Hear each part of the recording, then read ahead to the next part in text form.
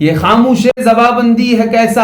تیری محفل میں، یہاں تو بات کرنے کو ترستی ہے زبان میری۔ دوستو، امید ہے کہ آپ تمامی حضرات خیر و عافیت سے ہوں گے۔ آج تبصرے میں ہم چند باتوں پہ گفتگو کریں گے، اور جس بات پر آج ہم سب سے پہلے گفتگو کریں گے تو اس سے قبل اقبال کے شعر کو میں دہرانا چاہوں گا کہ اب بھی نہ سمجھو گے تو مٹ جاؤ گے ہندی مسلمانوں،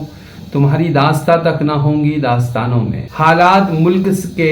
دن بدن بد سے بدتر ہوتے چلے جا رہے ہیں، اور ان حالات میں ہمارے اکابرین اور قائدین کی چپی بہت سارے سوالوں کو جنم دیتی ہے، اور ان کی خاموشی کے کیا معنی ہے ہمارے جیسے لوگ اس بات کو سمجھنے سے بہت قاصر ہے۔ ہمارے ملک کے سب سے ذمہ دار شخص نے اپنے تمام سانسدوں کو اس بات کا حکم دیا ہے کہ وہ آنے والے رکشا بندھن میں مسلم بہنوں سے راکھی بنوائے۔ یہ خبر جیسے ہی آئی تو میرے ذہن و فکر میں بہت سی باتیں آنے لگی، کیوں نہ اسی پر گفتگو کی جائے، اور اسی سلسلے میں آج کا یہ پروگرام ہم ریکارڈ کرا رہے ہیں۔ اگر کوئی نہیں بول رہا ہے تو یہ ضروری نہیں ہے کہ ہم بھی نہ بولے۔ یہ تو امت مسلمہ کے ساتھ میں سراسر ناانصافی ہوں گی کہ ان کی نمائندگی کرنے والے افراد بہت کم ہیں، اور جو منہ میں زبان رکھتے ہیں لیکن ان کی بھی مثال اب تو گونگے سانپ کی طرح ہو گئی ہے کہ وہ حق بات کو جان کر بھی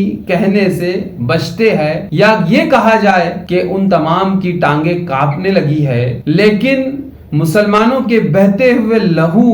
انہیں نظر نہیں آ رہے، اور وہ یتیم بچے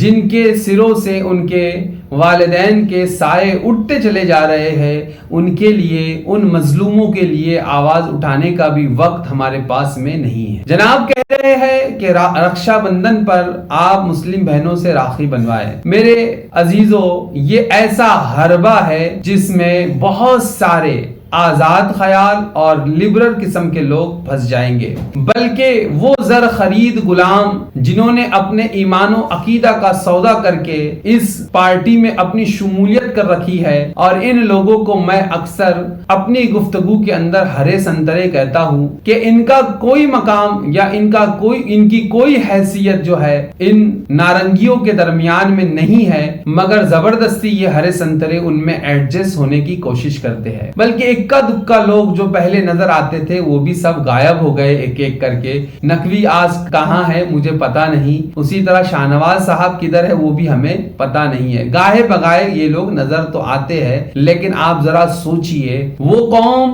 اور وہ حکومت جو مسلمانوں کا خون پانی کی طرح بہا رہی ہے، وہ مسلمانوں بہنوں سے بڑی ہمدردی ان کو ہو گئی کہ وہ رکشا بندھن کا ڈور جو ہے اپنے ہاتھوں میں بنانے کے لیے تیار ہے۔ لیکن یہاں ایک بات سمجھ لینا چاہیے، ماضی میں جس طرح جملوں کی ایک برسات تھی، انہی برساتی جملوں میں سے ایک یہ برساتی جملہ ہے جو وقت آنے کے ساتھ ختم ہو جائے گا۔ ہاں، مگر آپ کو بحیثیت مسلمان یہ بات بھی سمجھ لینا چاہیے کہ راکھی کا جو تہوار ہے اس کی شرعی حیثیت کیا ہے۔ تو رکشا بندھن کی جو تعریف ہم نے سنی وہ یہ ہے، رکشا بندھن بھارتی دھارمک سنسکرتی کے اندر سراون کے مہینے کی پورنیما کو بہن اپنے بھائی کی کلائی پر ایک ڈور باندھتی ہے، ایک دھاگا باندھتی ہے، جو اس چیز کا پرتیک ہوتا ہے کہ بھائی اس کی جان مال عزت و آبرو کی حفاظت کرے گا۔ یعنی بھائی اس بات کا وچن دیتا ہے کہ بہنا میں تیری ہر قسم سے رکشا کروں گا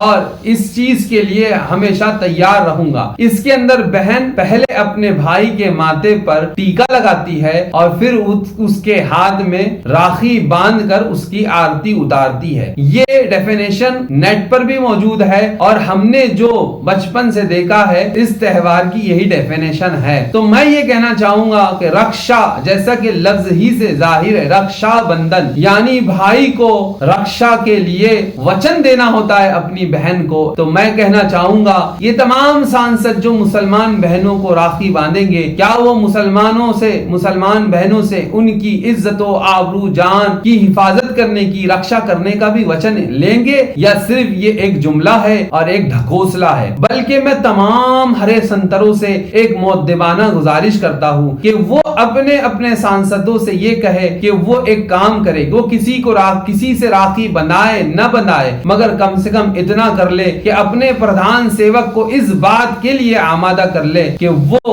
گجرات کی بلقیس بانو کے ہاتھوں اپنے ہاتھ میں راکھی بنوا لے۔ وہی بلقیس بانو جس نے 2002 کے دنگے میں اس ظلم و ستم کو اپنی آنکھوں سے دیکھا ہے، جس کے اندر اس کی 3 سال کی بچی کو کچھ دہشت گردوں نے، آتنکوادیوں نے اسی کے سامنے پٹک پٹک کر اسے مار دیا۔ بتائیے 3 سال کی بچی کا کیا قصور تھا جس کو اس کی ماں کے سامنے پٹک پٹک کر مار دیا گیا، اور اس کے افراد خانہ کو، اس کے گھر کے 5-7 لوگوں کو جو ہے قتل کر دیا گیا۔ اس بات کو سپریم کورٹ نے بھی مانا اور اس کے اوپر سزا بھی سنائی، لیکن اس بلقیس بانو کو کیا انصاف ملا؟ ہرگز نہیں، بلکہ اس کے قاتلوں کو، اس کے ریپسٹ کو جو ہے وقت سے پہلے ہی گجرات حکومت نے چھوڑ دیا، اور وہ جب چھوٹ کے آئے تو ان کا استقبال پھولوں کے ہاروں سے کیا گیا۔ میں کہتا ہوں کسی کو آپ راکھی، کسی سے آپ راکھی بنائے نہ بنائے ہے تو کم سے کم اتنا ضرور کرے کہ بلقیس بانو سے بھی ایک راکھی ضرور بنوا لے، اور اسے بھی وچن دے دے اس بات کا کہ میں تیری رکشا کروں گا۔ ہمیں معلوم ہے کہ ہاتھی کے دانت کھانے کے اور ہوتے ہیں، دکھانے کے اور ہوتے ہیں۔ پوری دنیا کے اندر جو ہندوستان کی چھوی خراب ہو رہی ہے، بالخصوص تمہاری چھوی خراب ہو رہی ہے، اور زمانہ اس چیز کو اچھی طرح سمجھ رہا ہے کہ تمہارا اولین مقصد یہی ہے کہ کسی بھی طرح سے مسلمانوں کی خون ریزی کر کے ستا کو دوبارہ حاصل کیا جائے۔ لیکن یاد رکھے دنیا اس چیز کو سمجھ رہی ہے، اور جو ڈیمیج پوری دنیا کے اندر ہو گیا ہے اس کو ایک کنٹرول کرنے کے لیے یہ تمام شگوفے چھوڑے جا رہے ہیں۔ ٹرین میں مارے گئے ان افراد خانہ کے بچوں کی طرف بھی نظر کرنا، وہ چھوٹے چھوٹے بچے جو اپنے باپ کے سہارے اس دنیا میں جی رہے تھے، ان کے سروں سے ان کے باپ کا سایہ صرف ایک سنکی آدمی نے یہ کہہ کر اٹھا دیا کہ یہ آتنکوادی ہے اور تمہیں ساتھ ان 2 ہی لوگوں کا دینا ہے۔ بڑے تعجب کی بات ہے، ظلم اور بربدیت کی نشانی جو ہے یہ 2 شخص بن کے رہ گئے ہیں۔ میں کہتا ہوں کہ مسلمانوں اب تو ہوش کے ناخن لینا چاہیے۔ ہاں مگر ایک بات اور میرے ذہن میں آئی، پچھلے سال انہوں نے کرناٹک کے اندر برقعے کے اوپر جو ضرب لگائی اور برقعے کو لے کر جو طوفان بدتمیزی مچایا، اور پوری مین اسٹریم میڈیا کے اندر برقعے کو لے کر جو مچھی بازار گرم ہوا، میں آگے دیکھنا چاہوں گا کہ یہ عورتیں جو راکھی باندھنے کے لیے آئیں گی اور اس کے بعد میں جو مچھی بازار جو ہے پورے مین اسٹریم میڈیا پہ لگے گا، تو میں دیکھنا چاہوں گا کہ وہ مسلم عورتیں جن کے ہاتھوں سے تم اپنے ہاتھوں پر راکھی بنواؤ گے، کیا وہ برقعے میں آتی ہے یا بغیر برقعے کے آتی ہے؟ لیکن ہمیں معلوم ہے تم انہیں برقعہ پہنا کر ہی لاؤ گے، کیونکہ اس میں سے بہت سی تو وہ ہوں گی کہ جو برقعے میں اپنی پہچان کو چھپا لیں گی اور بتایا جائے گا کہ یہ مسلمان ہیں۔ ہاں مگر بہت سارے زر خرید غلام بھی ان کے پاس میں ہے، جنہوں نے چھوٹی سی دنیا کے لیے جو ہے اپنے ایمان و عقیدے کا سودا کر رکھا ہے۔ یاد رکھیے ان تمام چیزوں سے کچھ نہیں ہونے والا، جو ان کو کرنا ہے وہ کر کے رہیں گے۔ یہ ستا کے بھوکے لوگ ہیں، انہیں کسی بھی حال میں ستا کو حاصل کرنا ہے، اس کے لیے یہ لوگوں کو کی جانوں کو بھی لیں گے، ان کے خون بھی بہائیں گے، اور پھر جن کے خون بہائے جائیں گے انہی کے گھروں کو بلڈوزروں سے توڑ بھی دیا جائے گا۔ لیکن پھر آخر میں ایک بات میں یہ کہہ دوں، یہ تمام کچھ ہو رہا ہے لیکن پھر بھی ہمارے پیران اعظام، علماء اعظام، جن کو قیادت کا بڑا شوق ہے، جو قیادت کی بڑی بڑی گدیوں پہ بیٹھے ہوئے ہیں، لیکن وہ اس کے اوپر کچھ بھی نہیں بول رہے ہیں۔ ایک صاحب ہے جو کبھی کبھی آواز بلند کر دیتے، مگر پتہ نہیں آج کل انہیں بھی کیا ہو گیا۔ اصل میں شہرت کی ان بلندیوں پہ وہ پہنچ چکے ہیں جہاں سے اب وہ سوچ رہے ہیں کہ مجھے زیادہ بولنے کی اب ضرورت نہیں ہے۔ لیکن یاد رکھ لینا چاہیے، اگر دنیاوی مفاد کے لیے آپ نے وہ سب کچھ پہلے کیا تھا تو آئندہ آپ کو یہ چیزیں بہت نقصان دینے والی ہے۔ اور اسی تبصرے کے اندر ایک نئی چیز میں اور 2 چیزوں کو ایڈ کر دیتا ہوں۔ ہمارے یہاں آپس میں لڑنے کا سلسلہ باقاعدہ جاری ہے، جہاں اغیار تمہاری جانوں کے دشمن ہیں، لوگ رکشک کے بھیس میں آ کر بھکشک بن رہے ہیں اور چن چن کر داڑھی اور ٹوپی والوں کو شوٹ کر رہے ہیں۔ ایسے دور میں، ایسے پرفتن دور میں بھی بڑے افسوس کے ساتھ یہ بات مجھے کہنا پڑ رہا ہے کہ ہمارے لوگ آپس میں لڑ رہے ہیں۔ سنیوں کا آپس میں یہ لڑنا،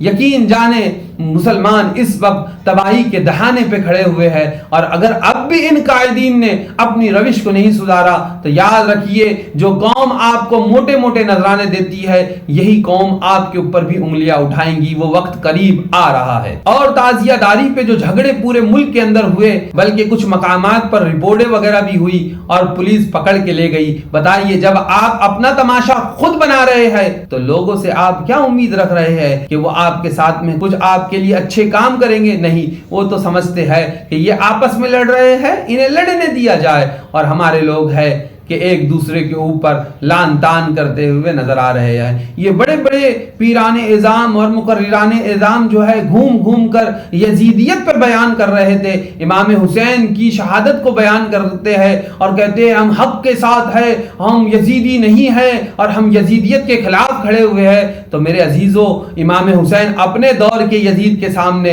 حق کو بلند کرنے کے لیے کھڑے تھے، تو اس دور کی بھی تو کوئی یزید ہے، ان کے خلاف آپ کب کھڑے ہوں گے؟ صرف نعروں اور جلسوں اور تقریروں تک کے یہ بات رہ جائیں گی یا پھر عملی طور پر بھی آپ کچھ کریں گے؟ میرے عزیزو، گونگے صاحب نہ بنو بلکہ کچھ بولو، کم سے کم بولو تو صحیح، کچھ نہیں کر سکتے تو کم سے کم بول تو سکتے ہیں۔ یہ خاموش زباں بندی ہے کیسا تیری محفل میں، یہاں تو بات کرنے کو ترستی ہے زباں میری۔ اللہ کی بارگاہ میں دعا ہے مولا کریم ہم تمام کو صراط مستقیم پہ گامزد فرمائے اور ملک کے حالات کو سمجھ کر